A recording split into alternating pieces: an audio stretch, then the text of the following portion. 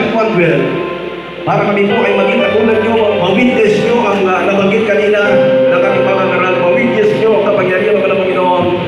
John 1:12, marami pong tinawag, marami pong mga nilalang naman ng Panginoon, pero ang sa kanya'y sumampalataya sa kami ito, sabi ng John 1:12, binigyan ng karapatan.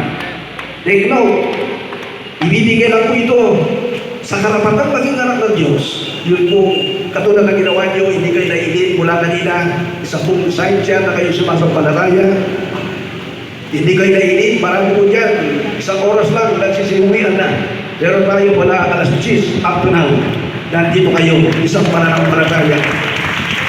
May tutuloy kayo isang pananampalataya, sabi ng Hebro, 11:6, at kung sino mang walang pananampalataya ay hindi maaaring maging kalugod-lugod sa Panginoon. So kalulugan kayo sa gabi ito, mga minamahal. Number 1 po, meron pong kapat for requirements of salvation. Number 1, pananampalataya. Nagawa niyo na po, dahil hindi kayo gawin. Pananampalataya po yan. Pagsisisi. Bakit kailangan ng tao magsisi? Diba ba? There's cheese, walang matugig, wala, hindi kayo siya. Hindi rin yun ang magsasama sa tao sa kasalanan. Kailangan magsisi. Dahil ang kabayaran, sabi ng Romans 6:23, for the wages of sin is death. Ang kabayaran ng kasalanan may kamatayan. Pero kapag kayo ay ginagam nyo apat, pananampalataya, pagsisisi, bautismo sa tubig, ano ang layunin ng bautismo sa tubig? Hindi ito magtanggal ng reliyon. Kami po ay natuloy na binago ng Panginoon. Ang kailangan po ngayon, kasiguraduhan ng kaligtasan, kasiguraduhan gagaling na ito karamdaman, kasiguraduhan pagbabago yung buhay, kasiguraduhan maliligtas kayo sa lahat ng mga lalo na kayo napakadelikadong kaliwat-kalang kaguluhan ang mga nagaganap. Wala nang ibang kaasahan ng tao kundi ang ating pinakamamahal na Panginoon Diyos. Bakit kailangan ng tao ay pag-autismuan upang mapatawad ang kasalanan? Dahil sabi ng Romans 3:10, walang maduwi, walang ikay isa. Hindi yung bigyan, hindi po yung wisik-wisik ang nagpatawad ang aming kasalanan, lalo pa nga naragdagan ang ating kasalanan dahil yan po ay taliwas sa mundo sa ating mga Panginoon. Repent and be baptized, every one of you. Acts 2:38. Mag-bautismo ang bawat isa. Sa raragdag na rin, hindi, pagpapatawad ng inyong kasalanan. After Acts 2:38, sinabi ng ating mga karoon kanina, Acts 1:8, ang pangalan po ang nagawa nito ang ating pinakamamahal na Panginoon Jesus. Nakita niyo po yung nagkakapuspuso kanina, nagiginig. Mga minamahal, Joel 2:28, sa huling panahon na tayo. Mas pwede kayo. Nakita niyo, na-witness niyo ang presensya ng ating pinakamamahal na Jesus. Mga minamahal, Acts 1:8, after the Holy Ghost ka, paano after yung pabautismuhan, ang malaking ng pabautismo sa inyo, sa Santong Espiritu ng ating pinakamamahal na Jesus. At pagka natanggap nyo na ang apat na reglamento ng kaligtasan, kinakailangan po mga minamahal, dito nagtatapos, kinakailangan balik kayo ng balik.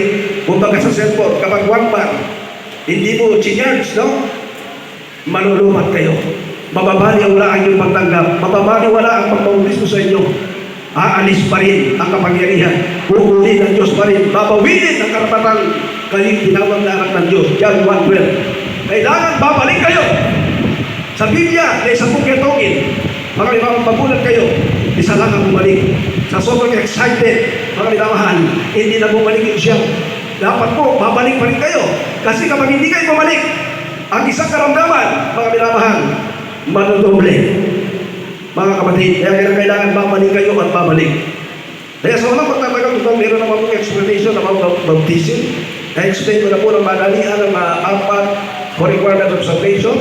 Ang gawin nyo ngayon, bilang tanda, naging pagpatuloy ba, pakitaas mo itong kamay. Sumunod po kayo sa mga manalangin. Repent after me. Maraming Jesus, dahil po ko, isang taong makasalanan, nagsisisi sa lahat ng aking nagawang pagkakasala. Mula na may sinap hanggang sa mga ito. Tinatanggap kita ngayon bilang Diyos at hari ng aking buhay. Pumasok na po sa aking puso na marumi sa kasalanan at ikaw na po paghangin sa akin mula ngayon ang pagpakailanman. Isulat ko po ang aking pangalan sa pulang ng buhay, sa pulang hangman sa buhay. Sa pangalan ni Jesus, natin tinanggap. Sabihin po ninyo, Amen. Kami po panalangin sa Diyos sa mga unang mga panalangin po ng beloved parents in the Lord, mga beloved preachers na narito, beloved brethren, matatagal na po sa paglilingkod, inabot na ng 31 years. Andito pa rin sila, panalangin natin ang mga magiging karagdagan, pananampalataya, magiging anak ng Diyos, na kapagpala ng langit, at po naman ang karunangin ng Diyos sa mga unang panalangin po. Na natin beloved parents in the Lord, natin po isang kaluluwa lang sinabi po, libo-libo ang head! Kapag katuwang sa langit, higit pa po sila sa isang ng Panginoon. Isulat ko kalampangalan sa ng buhay. Pagalingin mo karamdaman nila. Lutasin ko kalang mga problema pa ng Panginoon. Iligtas mo sila ang kanilang sa buhay. Hindi lamang sila panayaman sa buhay nila. Iligtas mo mga Panginoon. Pagpalain mo sila. Pagpatuloy sila sa paglilingkod. Hanggang sa muling mo pabalik. Kapag delikado ng panahon, may balik mo silang muli. Kahit mananagawain sa pangalan ni Jesus. In Jesus' name we pray. Amen and amen. Sa mga pinamahal, sabi ko lang nabasa kanina. Ngayon, makako po kayo, ha? Huwag kayo uuwi, hindi na mautuskuhan, hindi mo mababasahin yung mga damit. Meron mong gagamitin robe, mabasa. Nabautuskuhan na po iba? O nabautuskuhan na po iba, mga pinagpana po sila, palampakan natin ang ating Panginoon. Yung hindi mo nabautuskuhan, huwag kayo uuwi. Sa mga bagong nakahabol, sa gabi nito, mga minamahal, huwag kayong uwi na hindi na bautismuhan sapagkat napakalaga po ng bautismo. Hindi mo pagpalit ng reliyon. Relasyon, salvation sa ating pinakamamalang Panginoon Jesus. Magkaroon po tayo ng kanya-kanyang mga pangailangan, lalo ng mga kapatiran po natin. Kaya po nagaganap po ang mga anniversary. Minsan ginagawa 3 days ang mga anniversary. Nang sa naroon yung mga naglabi, ma-revive silang muli. At yung mga nagpakalayo-layo, silang muli ay maabot. Mga minamahal. Kaya narito po tayo lahat panalangin po tayo magsisi. Hallelujah. Maging mga baguhan, ipatong po ninyo ang inyong kamay sa parte ng inyong katawanan ng karamdaman. At magitin niyo po, halimbawa, cancer, leukemia, diabetes, sakit sa puso, pagkabulag, pagkapilay, panlalamo ng mata, pagkabingi. Mga minamalo kaya, bumabalik ang mga kailangan, bumabalik ang mga bisyo, ipatong ang isang kamay ng isang nakataas. Sige po, mga minamahal, sa pagkatang ministeryo ito, mga minamahal, makapangyarihan Diyos. Hallelujah. Narito po, hindi nawawala ang anointing, ang power ng ministeryo ito. Hallelujah. Sa mga beloved parents in the Lord, Evangelist Pastor Israel Almeda, o natin ang Diyos, manalangin po tayo lahat. Sa unang dalangin po, mga manalangin ng beloved parents in the Lord, kami nagsisisi sa kami ng unang nagkamali, matawarin mo po kami mga Panginoon, mga pagkuhan, patalingin mo po sila, mga kapatiran po namin, may mga taglay, pagpakaramdaman ng kailangan na bumabalik, nanlalamig, nagnunubaybay narito sila sa 31 Church Anniversary, mo rin silang inipay, mga Panginoon, kagalakan, kapayapaan, sumakanila, at sa mga Panginoon kami nagkakaisa sa mga pagkakang pangalan, sinasaway namin ang lahat ng karamdaman, as patigid yakis leukemia, cast out in Jesus' name, sickness and diseases, cast out problems of vices with us, in the name of Jesus, from the healing, in the name of Jesus, be healed, be healed, problems of vices, in the name of Jesus, kagalakan, kapayapaan, kasiglaan, pananampalataya, paglilingkod, in the name of Jesus, manumbalik, hallelujah, sa pangalan ni Jesus, bless them, protect them, in the name of Jesus, mga baguhan, sa pangalan ni Jesus. Amen and amen. Praise the Lord. Palapakan natin malakas natin ng Panginoon. Hallelujah! Sumigaw tayo malakas. Praise the Lord!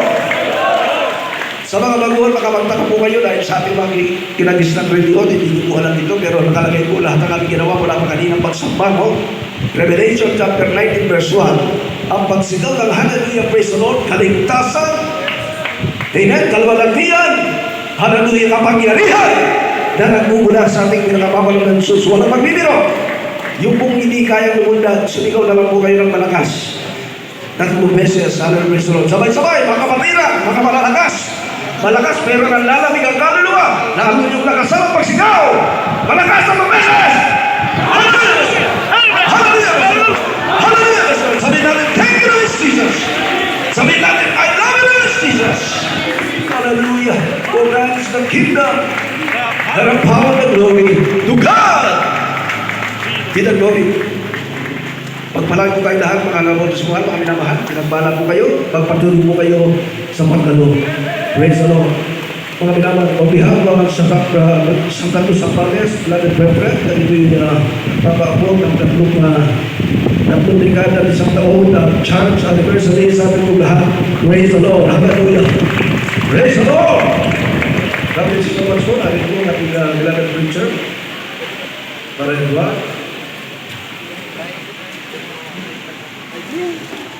Praise the Lord. Puri po ang ating pinakamamahal na Panginoon. Lahat po sa aming praise